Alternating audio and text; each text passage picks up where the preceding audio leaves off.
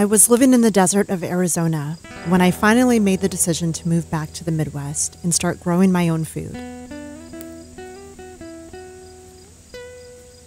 I had done what most people do when starting something new. Learn everything I could by reading books, watched other people do it, and eventually got my hands dirty, doing the work myself and figuring it all out as I went along. For years, I had this idea built up in my head of what it would be like to have some land, a garden, some chickens, and some farm animals. I pictured myself frolicking throughout the tall grasses and wildflowers, picking wild berries, and learning about each and every plant. My hair blowing in the wind, the sun touching every part of my body, and feeling more alive than ever before. But the reality is, this work takes grit. It's not quite like the fairy tale I had imagined in my head. It takes hard work, doing things I never thought I'd be doing.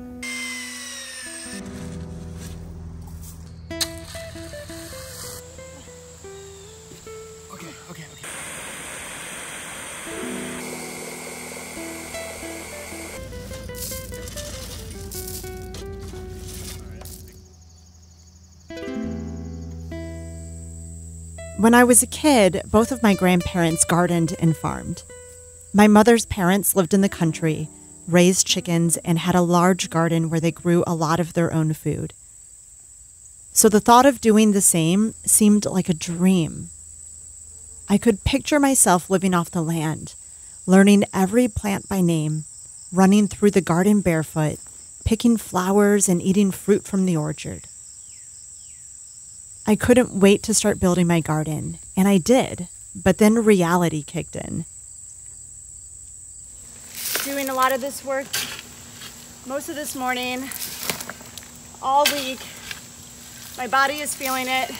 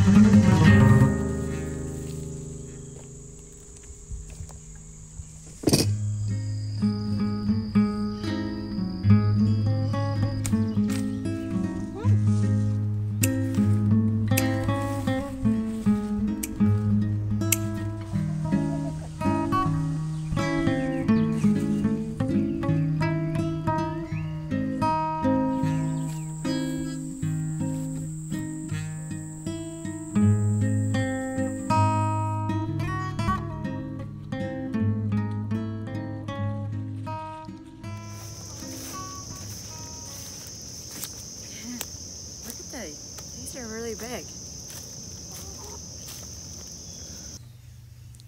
You see, my grandparents lived it.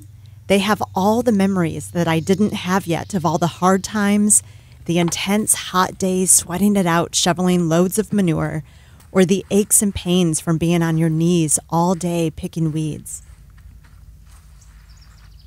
I had this beautiful vision of cute little chickens running around, foraging the land, following me while I worked in the garden.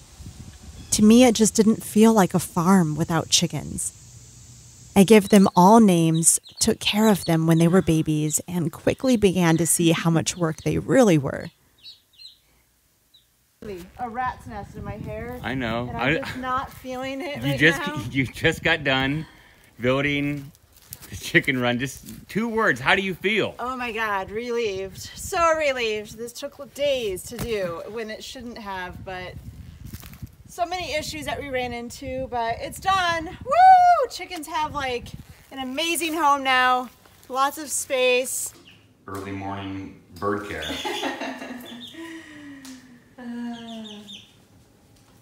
They're like so funny.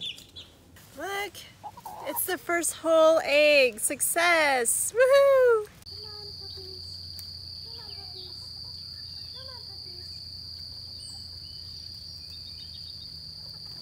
Come on, babies. This way, this way.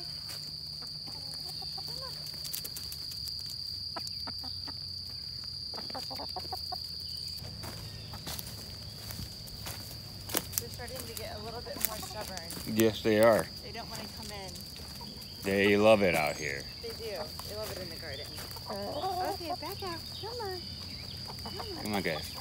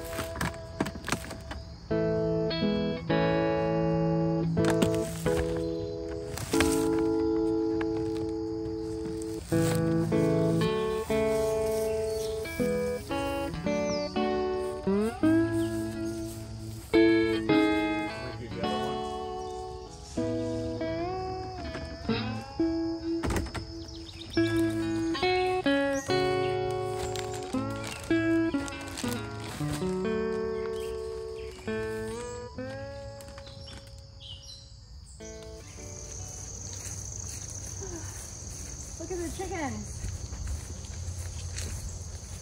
They're making a big mess. You guys, come on. Oh. You guys don't have to run away.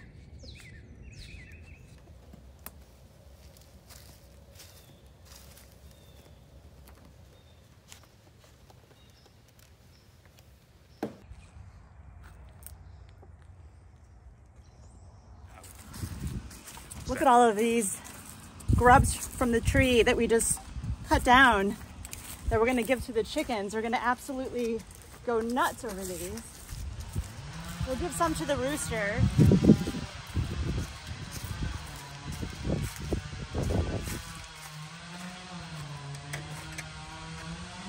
Hi, buddy. Look at these. Come on. Come on. Come on. Inside. Come on. Let's go. Oh, yeah.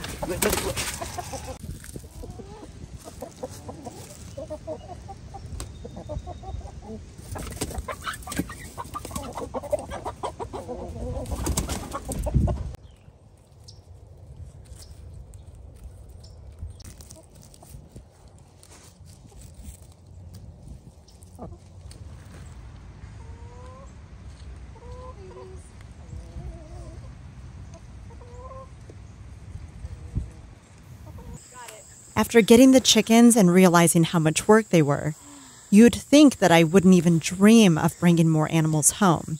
But I couldn't quite shake the idea of having goats around. Of course, I missed the good part. Yeah, you did. Especially after seeing some of the baby goats during a visit I had at an Amish farm. Since we live in the middle of the woods, I thought they'd be great for clearing land and getting rid of some of the poison ivy. My dream was to get 2, but instead I brought home 4. They were as cute as can be and super sensitive creatures that love to be cuddled. But I had no idea what I was really getting myself into. There we go. Okay. We are going to pick up the goats and we are so excited. We have a crate in the back here for them to put them in. We're gonna have to do this in a couple trips, but we're looking forward to it. Boy. So even if you just get a step or two. He's like the most shy. Yeah. Oh, and see our buddy's coming too. Yeah. You are terrified. I think I'm gonna give him another shot for the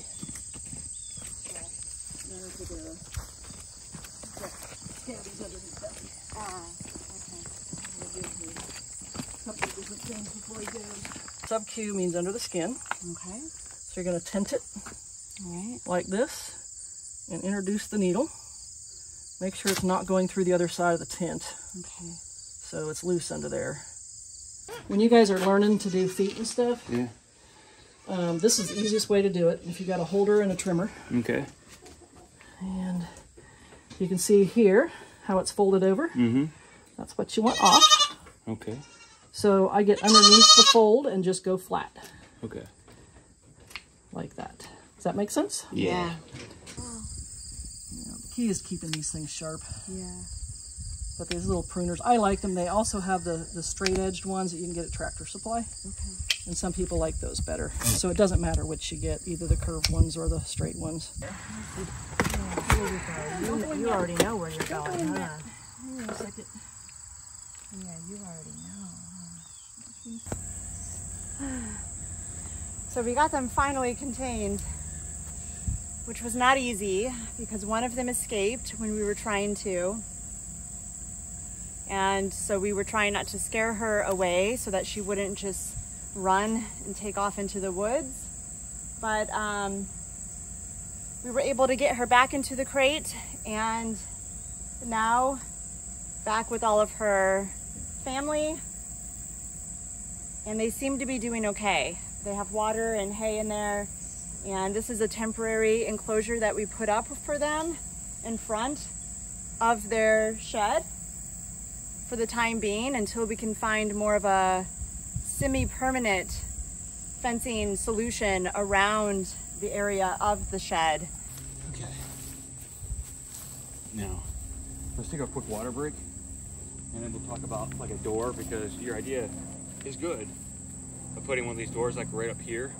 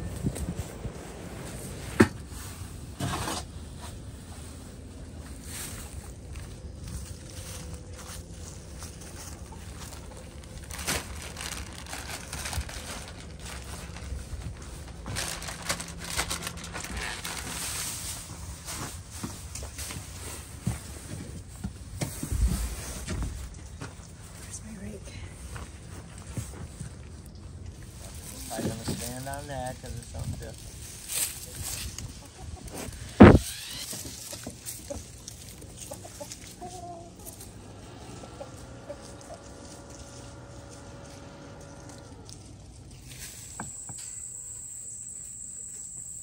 You don't want me to stop.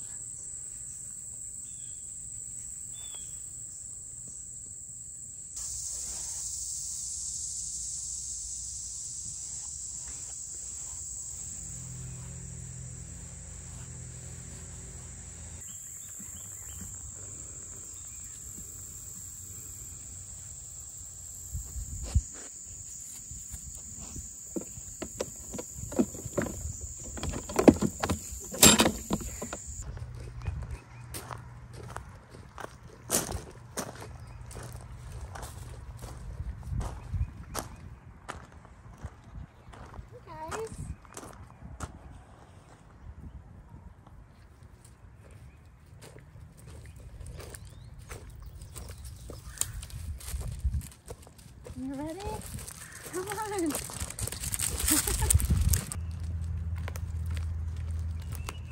Come on. This way. This way. Come on. Don't get distracted. Come on.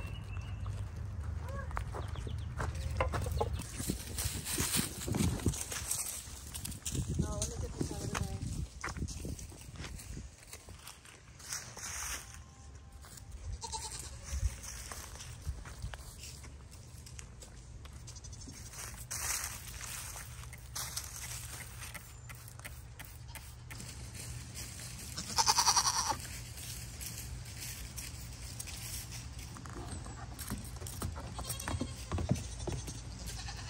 What, baby?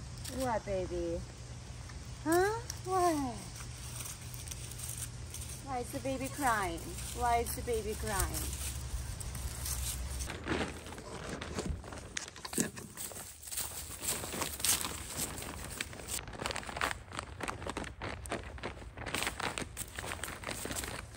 Guys! Come on! Up, up, up! Up! Oh, come on! Up!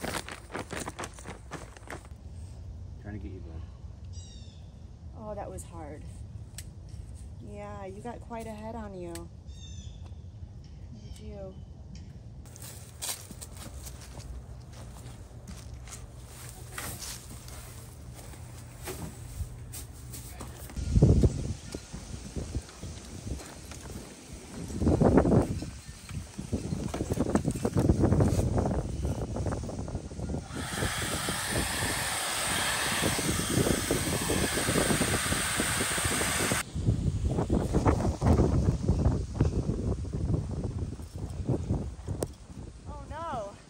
Frozen? Yeah.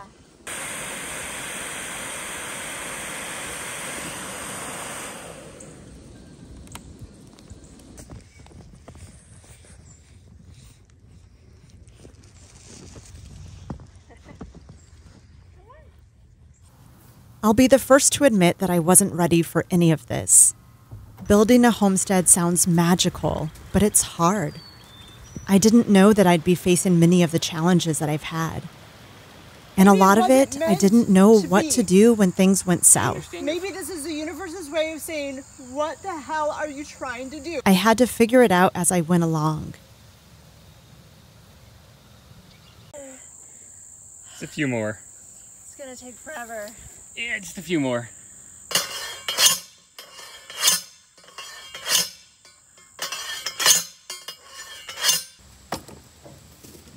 That might be good enough for the first load. What are you pushing at my way for? You good? No. All right, so forget about it. All right, let's just do this next. Okay, now I am. Oh my God. All right. What do you guys think?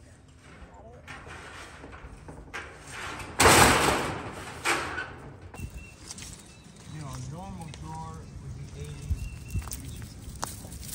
You know you're not going to get a normal door. So if I get those kids, where I can make like the double decker. Let's put this one over. Now that's the side. Okay. And that, man, that's a mouthful. Yep. Wow.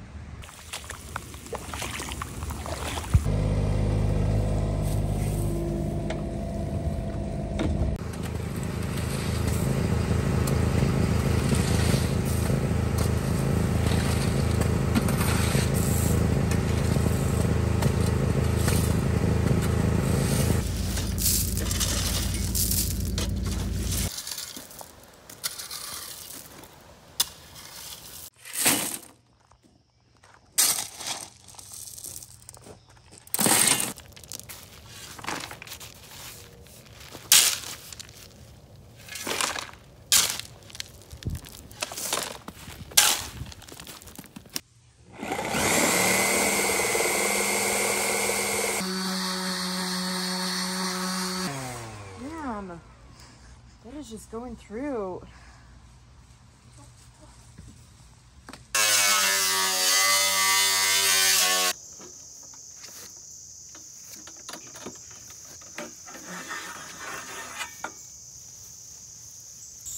This is where I was talking about. Are you sure it's 4 foot wide? Because for a 10-foot pole, if you're gonna bend it in half, you would imagine it'd be like 5 feet wide, right? Ready? Yeah.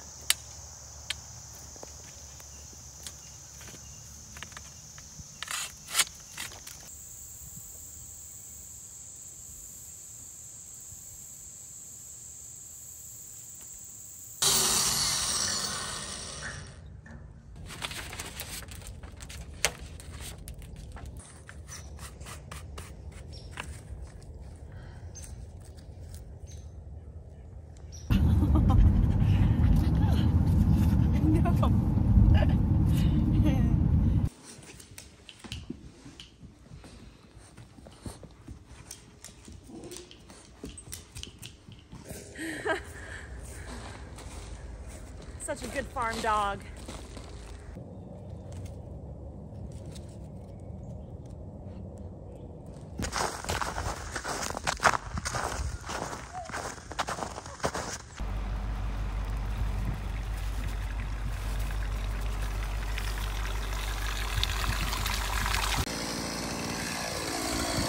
Watch your feet.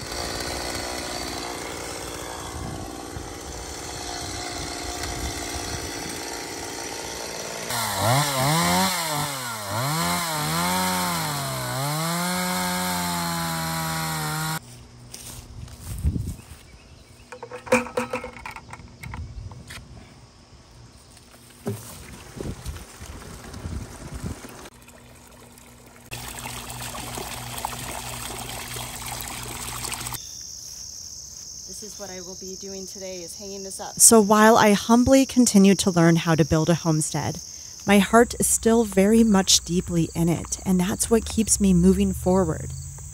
Instead of running away from the hard work, the grit, I have grown to love and appreciate it. Because there is something to that. When we pour ourselves into the things that are hard, or the things that take so much effort to learn or refine, it builds us up too. Not just in the way of skill or knowledge, but in our soul. I can feel it when I've come out the other end of something that truly stretched me, frustrated me, and made me want to give up. Something that felt like a mountain to climb and exhausted every part of my body and mind. It's in those moments where I feel an overwhelming wave of release and accomplishment, a sense of purpose.